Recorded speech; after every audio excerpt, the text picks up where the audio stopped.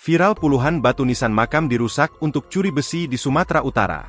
Viral di media sosial video yang memperlihatkan kondisi puluhan makam usai dirusak oleh orang tidak dikenal, OTK.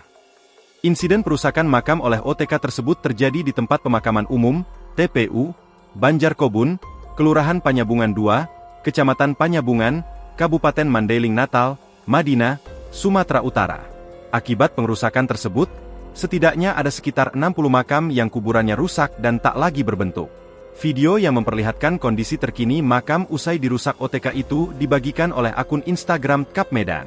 Makam warga yang berada di tempat pemakaman umum, TPU, Banjarkobun, Kelurahan Panyabungan 2, Kecamatan Panyabungan, Kabupaten Madinah, dirusak orang tak dikenal, isi narasi dalam keterangan unggahan itu. Dalam video berdurasi singkat tersebut, makam-makam itu terlihat seperti sengaja dirusak.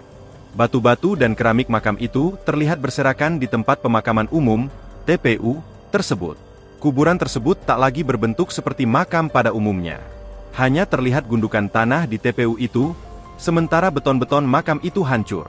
Pada keterangan unggahan Instagram itu disebutkan bahwa sedikitnya ada 60 makam yang telah dirusak.